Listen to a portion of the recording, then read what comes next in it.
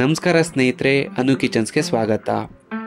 ತುಂಬ ಜನ ಕೇಳ್ತಾ ಇದ್ರು ಯಾವುದಾದ್ರೂ ಸಿಂಪಲ್ ಆಗಿರೋ ಸ್ವೀಟ್ ಐಟಮ್ ಮಾಡೋದನ್ನ ನಿಮ್ಮ ಚಾನಲಲ್ಲಿ ತೋರಿಸಿ ಅಂತ ಹೇಳ್ಬಿಟ್ಟು. ಅದಕ್ಕೋಸ್ಕರ ನಾವಿವತ್ತು ಡ್ರೈ ಫ್ರೂಟ್ಸ್ನ ಸ್ಟಫ್ ಮಾಡಿ ಯಾವ ಥರ ಬಾದಾಮ್ ಪುರಿ ಮಾಡೋದಂತ ನಿಮಗೆಲ್ಲ ತೋರಿಸೋಣ ಅಂತ ಅಂದ್ಕೊಂಡಿದ್ದೀವಿ. ಮಾಡೋದಕ್ಕೆ ತುಂಬ ಸುಲಭ, ಪ್ರೋಸೆಸ್ ಕೂಡ ತುಂಬ ಈಸಿ ಇರುತ್ತೆ, ತುಂಬ ಕಷ್ಟ ಏನಿರಲ್ಲ, ಆರಾಮಾಗಿ ಮಾಡ್ಕೋಬೋದು. ನಾರ್ಮಲ್ ಆಗಿ ಬಾದಾಮ್ ಪುರಿನ ಯಾವುದಾದ್ರೂ ಮದುವೆ ಮನೆಯಲ್ಲಿ ಅಥವಾ ಬೇಕ್ರಿಗಳಲ್ಲಿ ಕಾಸು ಕೊಟ್ಟು ತಗೊಂಡು ತಿಂದಿರ್ತೀವಿ.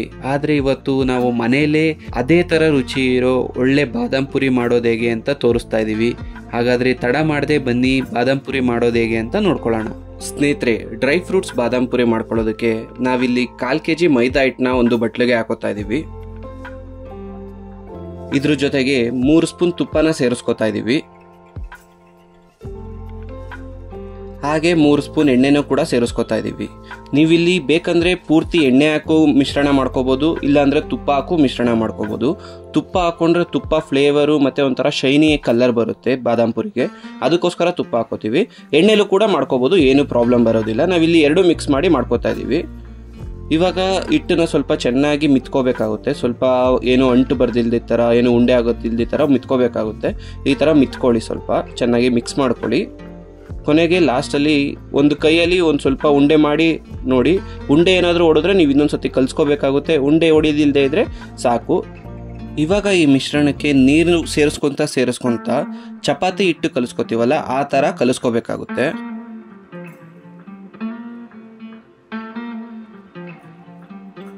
ನೋಡಿ ಸ್ನೇಹಿತರೆ, ಈ ಥರ ಕಲಿಸ್ಕೊಂಡಿದ್ದೀವಿ. ಇವಾಗ ಈ ಥರ ಕಲಿಸ್ಕೊಂಡಿರೋ ಹಿಟ್ಟನ್ನು ಸ್ವಲ್ಪ ಹೊತ್ತು ನೆನಾಕಕ್ಕೆ, ಅಂದರೆ ಒಂದು 10 ರಿಂದ 15 ನಿಮಿಷ ನೆನಾಕಕ್ಕೆ ಬಿಡಬೇಕು. ಅದಕ್ಕೋಸ್ಕರ ಒಂದು ಬಟ್ಲು ಮುಚ್ಚಿ ಹಿಟ್ಟನ್ನ ಒಂದು 15 ನಿಮಿಷ ರೆಸ್ಟ್ ಆಗೋದಕ್ಕೆ ಅಂತ ಬಿಡೋಣ. ಇವಾಗ ಸಕ್ಕರೆ ಪಾಕ ರೆಡಿ ಮಾಡ್ಕೋಬೇಕಾಗುತ್ತೆ. ಸಕ್ಕರೆ ಪಾಕ ಅಂದರೆ 1 ಎಳೆ ಸಕ್ಕರೆ ಪಾಕ ಬರಬೇಕು, ಅಷ್ಟು ಗಟ್ಟಿಯಾಗಿದ್ರೆ ಸಾಕು. ಆ ಥರ ಒಂದು ಸಕ್ಕರೆ ಪಾಕ ರೆಡಿ ಮಾಡ್ಕೋಬೇಕು. ಅದಕ್ಕೋಸ್ಕರ ಒಂದು ಬಟ್ಲು ಸಕ್ಕರೆನ ಹಾಕೋತಾ ಇದೀವಿ. ಅದ್ರ ಜೊತೆ 1 ಲೋಟ ನೀರು, ಇಷ್ಟನ್ನು ಹಾಕೊಂಡು ಒಂದು ಸಕ್ಕರೆ ಪಾಕ ಮಾಡ್ಕೊಳ್ಳೋದಕ್ಕೆ ಅಂತ ಸಿದ್ಧ ಮಾಡ್ಕೋತಾ ಇದೀವಿ. ನಾವಿಲ್ಲಿ ಸಕ್ಕರೆ ಪಾಕಕ್ಕೆ ತುಂಬ ಏನು ಗಟ್ಟಿ ಪಾಕ ಬರಬೇಕಾಗಿಲ್ಲ, ಸುಮ್ಮನೆ ಒಂದು ತೆಳ್ಳಗೆ 1 ಎಳೆ ಬಂದರೆ ಸಾಕು. ಸಕ್ಕರೆ ಪಾಕ ಸ್ವಲ್ಪ ಆಗ್ತಾ ಇದ್ದಂಗೆ ಅದಕ್ಕೆ ಒಂದು 1/4 ಸ್ಪೂನಷ್ಟು ಏಲಕ್ಕಿ ಪುಡಿನ ಹಾಕೋತಿದ್ದೀವಿ. ಇದು ಒಳ್ಳೆ ಟೇಸ್ಟ್ ಕೊಡುತ್ತೆ, ಒಂಥರ ಒಳ್ಳೆ ಫ್ಲೇವರ್ ಬರುತ್ತೆ. ಅದೇ ಥರ 1/4 ಚಮಚ ಅರಿಶಿನ ಪುಡಿನ ಹಾಕೋತಾ ಇದೀವಿ. ಸ್ನೇಹಿತರೆ, ನೀವು ಕೇಳ್ಬೋದು ಏನಿದು ಸಕ್ಕರೆ ಪಾಕಕ್ಕೆ ಅರಿಶಿನ ಪುಡಿ ಹಾಕೋತಾ ಇದಾರಲ್ಲ ಅಂತ ಹೇಳ್ಬಿಟ್ಟು. ಹೌದು, ಏನಕ್ಕೆ ಅಂದರೆ ನಾವು ಈ ಬಾದಾಮ್ ಪುರಿ ಏನು ಮಾಡ್ತಾ ಇದೀವಿ, ಇದಕ್ಕೆ ಯಾವುದೇ ಎಕ್ಸ್ಟ್ರಾ ಅಡಿಷ್ನಲ್ ಕಲರ್ನ ಆ್ಯಡ್ ಮಾಡ್ಕೊಳ್ಳೋದಿಲ್ಲ. ಅರಿಶಿಣ ನಮ್ಮ ಬಾದಾಮ್ ಪುರಿಗೆ ಒಂದೊಳ್ಳೆ ಗೋಲ್ಡಿಶ್ ಕಲರ್ ಕೊಡುತ್ತೆ, ಒಂಥರ ನೋಡೋದಕ್ಕೆ ಚೆನ್ನಾಗಿರುತ್ತೆ. ಅದಕ್ಕೋಸ್ಕರ ನಾವು ಅರಿಶಿನ ಪುಡಿನ ಸೇರಿಸ್ಕೊತಾ ಇದೀವಿ. ಬೇರೆ ಏನು ಅಡಿಷ್ನಲ್ ಕಲರ್ನ ಆ್ಯಡ್ ಮಾಡ್ಕೊಳ್ಳೋದಿಲ್ಲ ಇದಕ್ಕೆ. ಸ್ನೇಹಿತರೆ, ಇವಾಗ ನಮ್ಮ ಪಾಕ ರೆಡಿ ಆಗಿದೆ, ನೋಡ್ತಾ ಇದ್ದೀರಾ ಅಲ್ವಾ. 1 ಎಳೆಯಲ್ಲಿ ಈ ಥರ ಆಗಿದ್ರೆ ಸಾಕು. ನಾವು ಜಾಸ್ತಿ ಏನು ಮಾಡ್ಕೋಬೇಕು, ಗಟ್ಟಿ ಆಗಬೇಕು ಅಂತ ಏನೂ ಇಲ್ಲ, ಸ್ವಲ್ಪ ಮಾಡ್ಕೊಂಡ್ರು ಸಾಕು. ಈ ಥರ 1 ಎಳೆ ಆದರೆ ಸಾಕು, ಜಾಸ್ತಿ ಹೊತ್ತೇನು ಬೇಡ.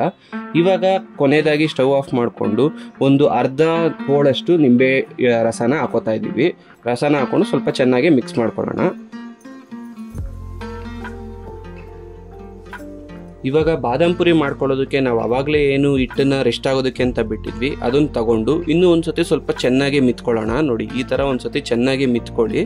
ಈ ಥರ ಮಿತ್ಕೊಂಡಾದ್ಮೇಲೆ ನಮಗೆ ಯಾವ ಸೈಜ್ ಬೇಕೋ ಆ ಸೈಜು ಉಂಡೆನ ಹಾಕೋಬೇಕಾಗುತ್ತೆ. ನಾವಿಲ್ಲಿ ಪುರಿ ಸೈಜ್ ಉಂಡೆ ಹಾಕೋತಾ ಇದೀವಿ. ಈ ಥರ ಪುರಿ ಸೈಜಲ್ಲಿ ಉಂಡೆ ಹಾಕೊಂಡ್ರೆ ಚೆನ್ನಾಗಿರುತ್ತೆ. ನಾವು ಇದನ್ನ ಮಡ್ಚ್ಕೊಂಡು ಮಾಡ್ಕೊಳ್ಳೋದ್ರಿಂದ ಪುರಿ ಸೈಜಲ್ಲಿ ಮಾಡ್ಕೊಂಡ್ರೆ ಉಂಡೆ ಸಾಕು. ಈ ಥರ ಉಂಡೆ ರೆಡಿ ಮಾಡ್ಕೊಳ್ಳಿ.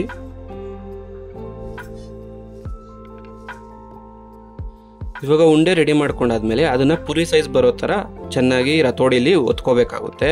ಈ ಥರ ಚೆನ್ನಾಗಿ ಒಂದು ಸ್ವಲ್ಪ ಪುರಿ ಸೈಜ್ ಏನು ಬರುತ್ತಲ್ಲ, ಪುರಿ ಸೈಜ್ ಇಷ್ಟಿದ್ರೆ ಸಾಕು. ಆ ಥರ ರತೋಡಿಲಿ ಒತ್ಕೊಳ್ಳಿ.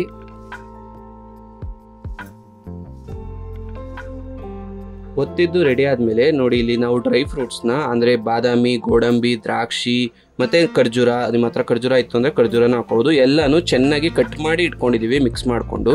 ಅದನ್ನು ನಾವು ಒತ್ತಿರೋ ಹಿಟ್ಟಿಗೆ ಒಂದು ಸೈಡಲ್ಲಿ ಹಾಕೋಬೇಕಾಗುತ್ತೆ. ನೋಡಿ, ಒಂದು ಸೈಡಲ್ಲಿ ಹಾಕ್ಕೊಂಡು ಸೆಂಟ್ರಿಂದ ಅದನ್ನು ಫೋಲ್ಡ್ ಮಾಡ್ಕೊಳ್ಳಿ.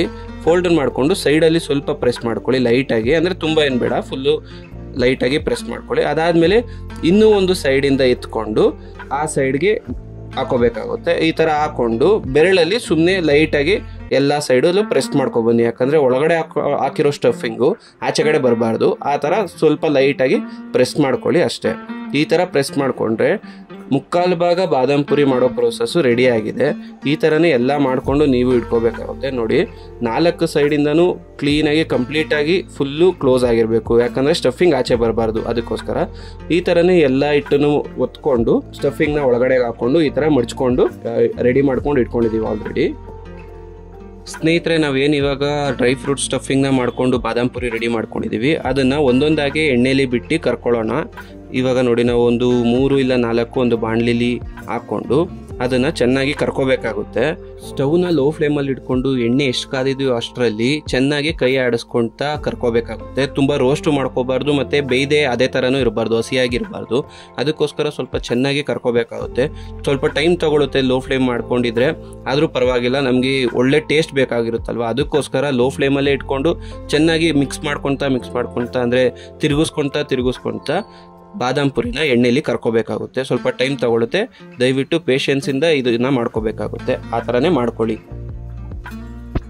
ಏನಕ್ಕೆ ಇಷ್ಟು ಟೈಮ್ ತೊಗೊಂಡು ನಾವು ಬೇಯಿಸ್ಕೊತಾ ಇದ್ದೀವಿ ಬಾದಾಮ್ ಪುರಿನ ಅಂದರೆ, ನಾವು 4 ಫೋಲ್ಡ್ಸ್ ಮಾಡಿರೋದು, ಆ 4 ಫೋಲ್ಡ್ ಮಾಡಿರೋದನ್ನು ಕೂಡ ಚೆನ್ನಾಗಿ ಎಣ್ಣೆಯಲ್ಲಿ ಕರಿಬೇಕಾಗುತ್ತೆ. ಅದಕ್ಕೋಸ್ಕರನೇ ಇಷ್ಟೊಂದು ಟೈಮ್ ತೊಗೊಂಡು ಇಷ್ಟೊಂದು ಪ್ರೋಸೆಸ್ಸಿಂದ ಮಾಡ್ಕೋತಾ ಇದ್ದೀವಿ.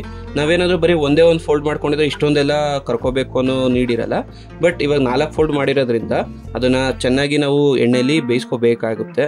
ಅದಕ್ಕೋಸ್ಕರ ನೋಡಿ, ಈ ಥರ ಇವಾಗ ಗೋಲ್ಡನ್ ಕಲರ್ ಬರೋ ಥರ ಚೆನ್ನಾಗಿ ಬೇಯಿಸ್ಕೊಂಡಿದ್ದೀವಿ. ಇದನ್ನು ಇವಾಗ ಒಂದು ಪ್ಲೇಟ್ಗೆ ಎತ್ಕೊತಾ ಇದ್ದೀವಿ. ಚೆನ್ನಾಗಿ ಆಗಿದೆ, ಎಣ್ಣೆಲಿ ಕರೆದಿದೆ. ಇವಾಗ ಇದನ್ನು ಎತ್ಕೊಂಡು ನಾವು ಶುಗರ್ ಸಿರಪ್ ಅಂದರೆ ಏನು ಸಕ್ಕರೆ ಪಾಕ ಮಾಡ್ಕೊಂಡಿದ್ದೀವಿ ಅದಕ್ಕೆ ಹಾಕ್ಕೊಂಡು ಚೆನ್ನಾಗಿ ಮಿಕ್ಸ್ ಮಾಡ್ಕೊಳ್ಳೋಣ. ಈ ಥರ ಮಿಕ್ಸ್ ಮಾಡಿಕೊಂಡು ಸಕ್ಕರೆ ಪಾಕದಲ್ಲಿ ಒಂದು 15 to 20 ಮಿನಿಟ್ಸ್ ನೆನ್ಕೋಬೇಕು ನಮ್ಮ ಬಾದಾಮ್ ಪುರಿ. ಆ ಥರ ಬಿಡೋಣ. ಒಂದು 15 to 20 ಮಿನಿಟ್ಸ್ ಚೆನ್ನಾಗಿ ನೆಂತ್ಕೊಂಡ್ರೆ ಬಾದಾಮ್ ಪುರಿ ಒಳಗಡೆ ಶುಗರ್ ಸಿರಪ್ ಅಂದರೆ ಸಕ್ಕರೆ ಪಾಕ ಎಲ್ಲ ಚೆನ್ನಾಗಿ ಹತ್ಕೊಂಡು ಒಳ್ಳೆ ಟೇಸ್ಟ್ ಕೊಡುತ್ತೆ. ಅದಕ್ಕೋಸ್ಕರ ಒಂದು 20 ಮಿನಿಟ್ಸ್ ಈ ಥರ ನೆನಾಕೋಕೆ ಅಂತ ಬಿಡೋಣ.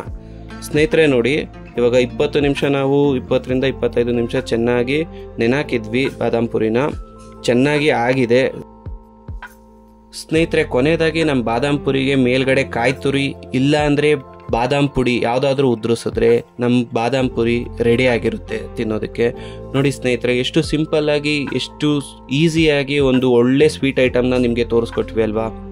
ಈ ಥರ ಸ್ವೀಟ್ ಐಟಮ್ನ ನೀವು ಕೂಡ ಮಾಡ್ಕೋಬೋದು. ತುಂಬ ಸುಲಭ ಮಾಡೋದು, ನಾವು ಆಲ್ರೆಡಿ ತೋರಿಸಿದ್ದೀವಿ. 1 by 1 ಇದೇ ಥರ ಸ್ಟೆಪ್ ಫಾಲೋ ಮಾಡಿ. ಕಲರ್ ಕೂಡ ನೋಡ್ಬೋದು, ಅರಿಶಿನ ಪುಡಿ ಹಾಕಿರೋದ್ರಿಂದ ಎಷ್ಟು ಗೋಲ್ಡನ್ ಕಲರ್ ಆಗಿ ಎಷ್ಟು ಚೆನ್ನಾಗಿ ಕಾಣ್ತಾ ಇದೆ ಅಂತ ಹೇಳಿ. ನೀವು ಕೂಡ ಒಂದು ಸತಿ ಮಾಡ್ಕೊಳ್ಳಿ, ಹೇಗಿತ್ತು ಅಂತ ನಮಗೆ ತಿಳಿಸಿ. ಮಾಡೋದು ತುಂಬ ಸುಲಭ. ಮದುವೆ ಮನೇಲಿ ಟೇಸ್ಟ್ ಯಾವ ಥರ ಇರುತ್ತೋ ಅದೇ ಟೇಸ್ಟ್ ಕೂಡ ನಾವು ಮಾಡಿದಾಗ ಬರುತ್ತೆ. ಸ್ಟಫಿಂಗ್ ಎಲ್ಲ ಚೆನ್ನಾಗೇ ಮಾಡ್ಕೊಳ್ಳಿ. ನೋಡಿ ಸ್ನೇಹಿತರೆ, ಒಳಗಡೆನೂ ಕೂಡ ಎಷ್ಟು ಚೆನ್ನಾಗಿ ಬೆಂದಿದೆ ಅಂತ ಹೇಳ್ಬಿಟ್ಟು ನಾವು ಕಟ್ ಮಾಡಿದಾಗೆ ಆ ಪಾಕ ನೋಡಿ ಎಷ್ಟು ಆಚೆ ಬರ್ತಿದೆ ಅಂತ. ಸ್ವೀಟ್ ಇಷ್ಟಪಡೋರ್ಗಂತೂ ಇದು ತುಂಬ ಇಷ್ಟವಾದ ಸ್ವೀಟ್ ಆಗಿ ಬರುತ್ತೆ. ದಯವಿಟ್ಟು ನೀವು ಕೂಡ ಒಂದು ಸತಿ ಟ್ರೈ ಮಾಡಿ, ಹೇಗಿತ್ತು ಅಂತ ನಮಗೆ ತಿಳಿಸಿ.